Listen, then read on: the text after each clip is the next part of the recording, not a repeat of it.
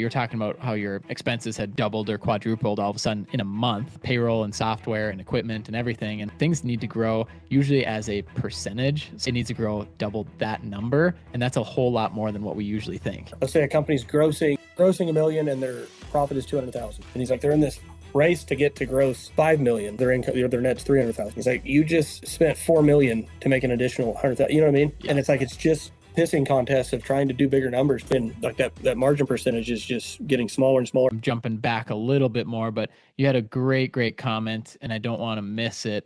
You were talking about how your expenses had doubled or quadrupled all of a sudden in a month, right? And that's happened to a lot of us that are in growing businesses. Like, you need to keep up with payroll and software and equipment and everything. And and this happened to us because we're growing very fast. And then what doesn't usually happen, and we like to call it our war chest, which is essentially retained earnings or money, like a business savings account, really, to float operating expenses.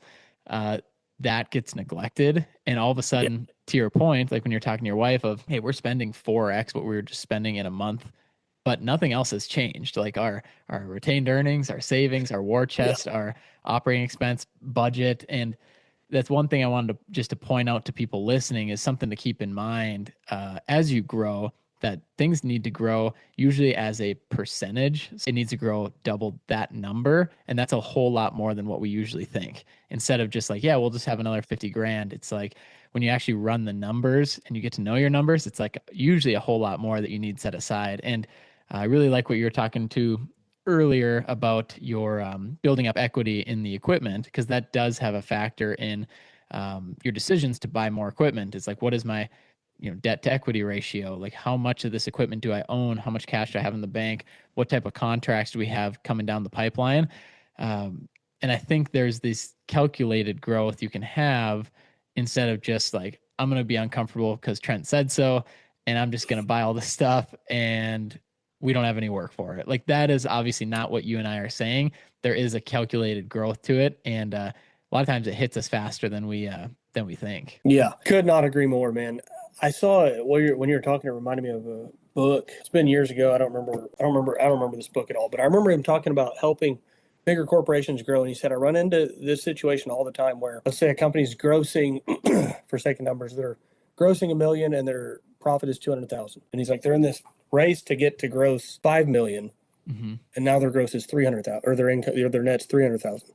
He's like, you just spent $4 million to make an additional $100,000. You know what I mean? Yeah. And it's like, it's just after this pissing contest of trying to do bigger numbers, but the margin, like that margin percentage is just getting smaller and smaller. And that resonates with me a lot because I've done that. Like, I've doubled numbers year after year, but then been like, where's our money at? You know what I mean? And I mean, it's obviously it's in the account to an extent, but that fluctuation. Yeah, it's misleading for sure.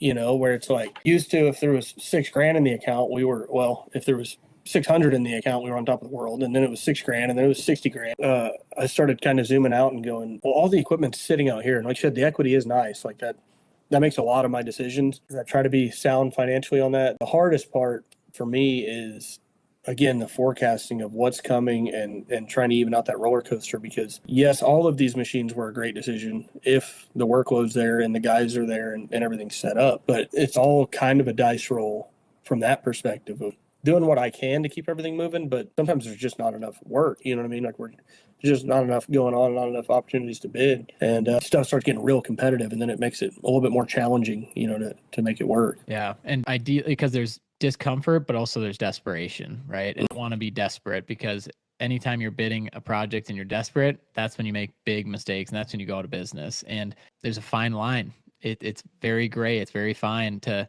go from that discomfort to desperate. So just keep that in mind. Everyone listening too, obviously, as you're wanting to grow and looking to grow, people can smell desperation. And when things are going bad, they're going to get worse. And that's usually how it always happens.